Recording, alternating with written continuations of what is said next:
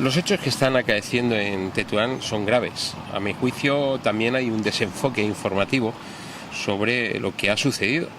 Desde mi punto de vista hay una ocupación por un grupo muy vinculado a prácticas racistas y neofascistas que ha ocupado un espacio y ha primero propuesto y luego realizado una actividad que en sí misma es discriminatoria.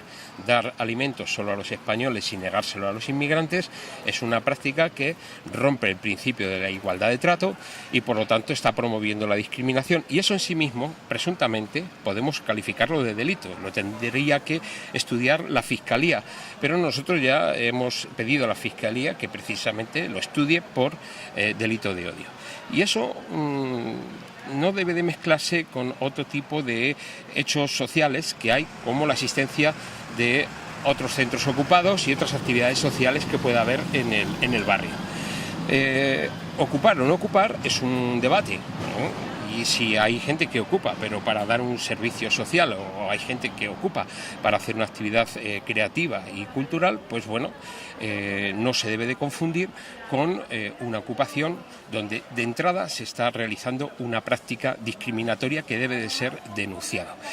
Que luego hay el propietario de la ocupación esta del centro, Ramiro Ledesma, denuncia porque es su propiedad, pues eso tiene otra vía de solución, judicial y administrativa.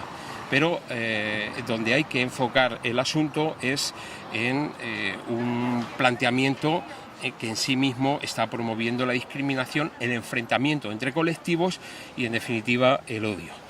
Es verdad que además esta práctica no es una práctica que no tenga como referencia otros hechos en otros países europeos. Me estoy refiriendo en concreto a la experiencia de Casa Pound en Italia o a la experiencia de distribución de alimentos solo para autóctonos que hacen los neonazis de Amanecer Dorado en Grecia.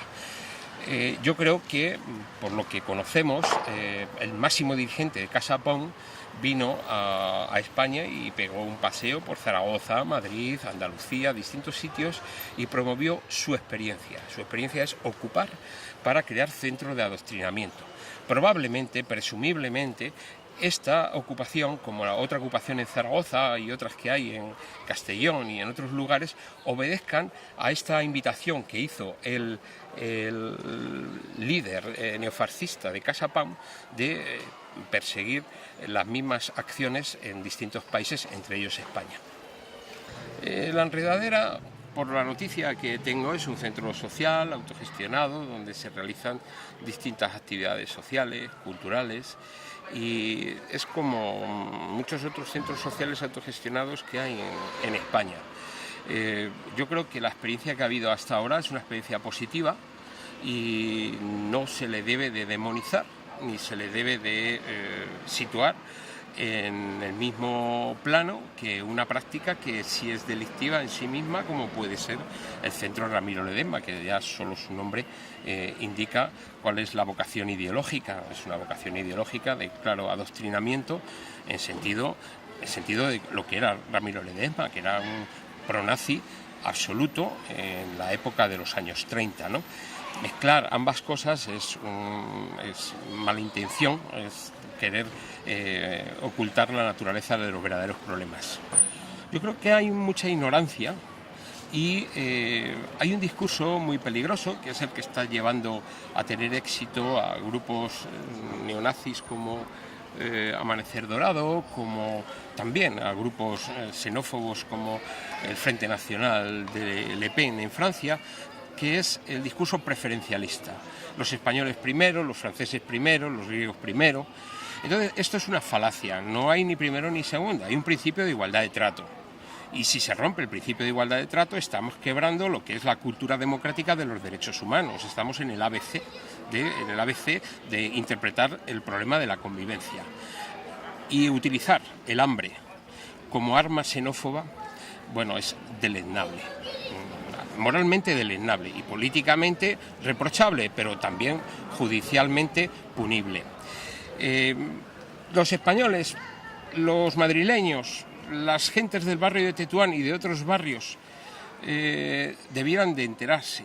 Que no se enteran, hay que educar, hay que explicar que eso está mal, que eso rompe la convivencia, que enfrenta a unos y a otros, y qué cosa más mala que decir a un niño: tú sí tienes leche, y a ti, como no eres autóctono, como no eres español, no tienes leche. Yo creo que es muy cruel el planteamiento.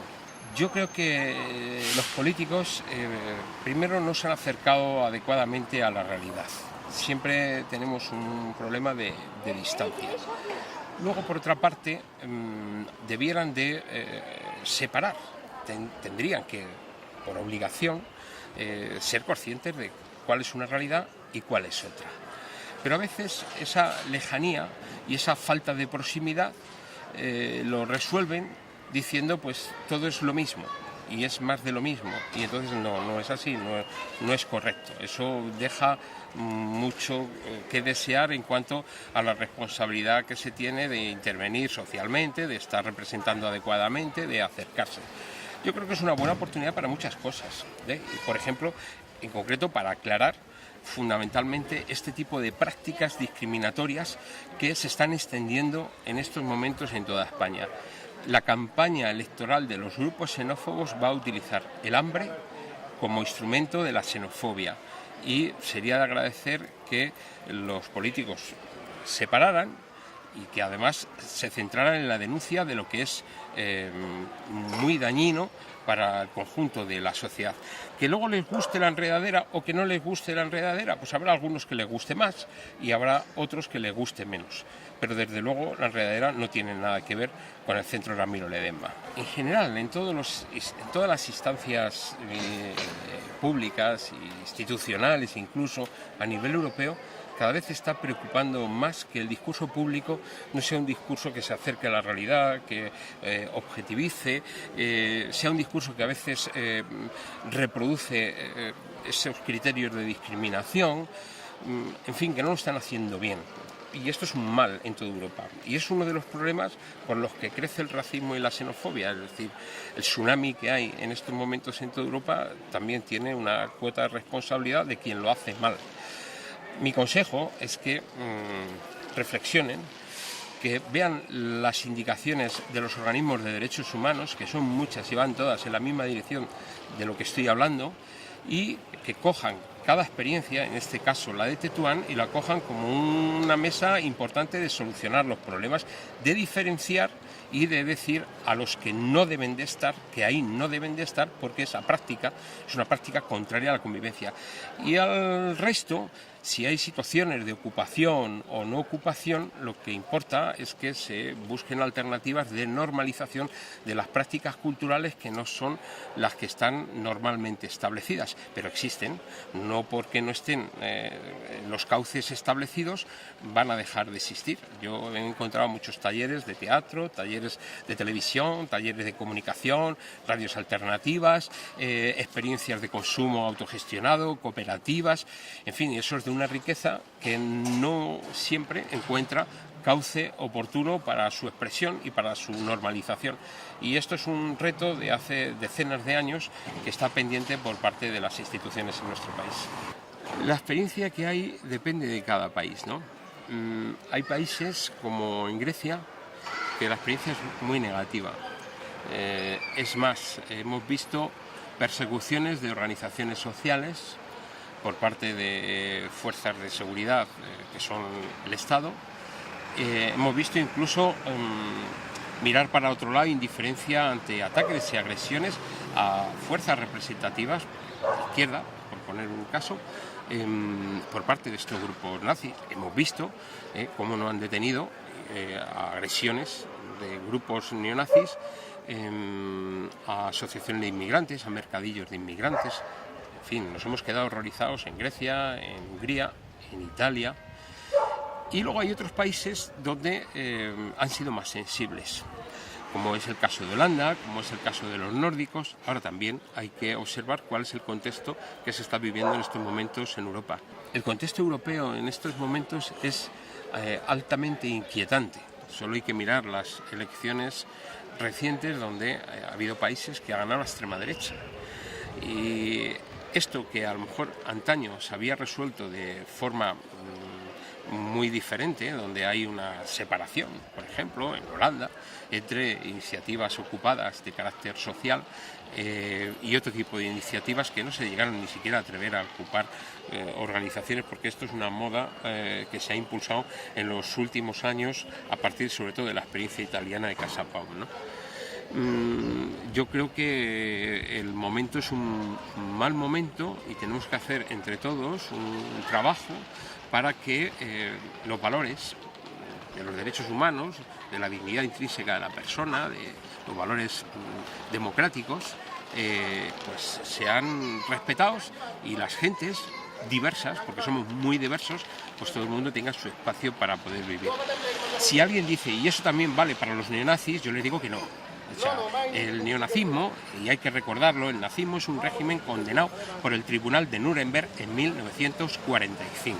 Entonces, que nadie levante banderas de ese calibre, como el racismo, es un delito, porque estamos hablando de prácticas delictivas, no simplemente de ideas o de sentimientos.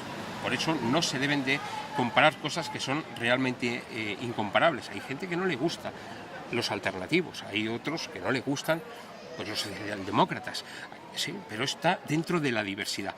Lo que no cabe es lo que tiene una responsabilidad histórica condenada,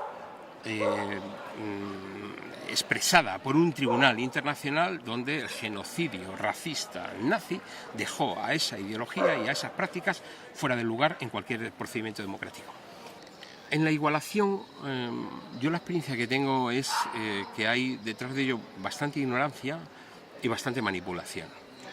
Es como cuando igualan a un maltratador con una mujer maltratada. Pues mire usted, no es lo mismo, aunque la mujer maltratada haya gritado y haya enrabietado y tal, pero mire usted, es que uno está produciendo una agresión continuada, incluso su forma de proceder pues está previendo una situación incluso de mayor tensión agresiva. Detrás de todo esto, pues falta hablar tranquilamente, y falta conocer, y lo que no procede es estigmatizar. Y aquí se estigmatiza. Estamos en un país donde la cultura de la diversidad todavía no ha entrado. Nos estigmatizamos los unos a los otros. Este es tal cosa, luego entonces es muy malo, muy malo. O esta persona es de tal país y es muy malo, muy malo. Eso no te permite construir absolutamente nada. Yo creo que los medios de comunicación tienen que ser responsables y hablar directamente con los protagonistas y también no dejarse engañar, porque si a mí me sale un portavoz de un centro neofascista diciendo nosotros somos buenas personas, no nos comemos a los niños, no hacemos ninguna barbaridad, hombre, la barbaridad la estás haciendo cuando tú eres incapaz de plantearte un trato desigual y además estás utilizando el hambre para enfrentar colectivos y decir tú por aquí no y tú por aquí sí. Eso el medio de comunicación lo tendría que interpretar a la primera. Pero, desgraciadamente, también había que preguntarse si los periodistas reciben una buena formación en las facultades de Ciencias de la Información y si los códigos deontológicos del periodismo se respetan a fondo. Mi experiencia es que en 20 años que llevo de campañas contra el racismo, la xenofobia y otras formas de intolerancia, es que todas las recomendaciones, todas las peticiones deontológicas que se hacen a los medios de comunicación en este ámbito no son siempre escuchadas y no son llevadas a la práctica. Y esto puede ser un ejemplo de no congruencia incluso con los propios postulados deontológicos de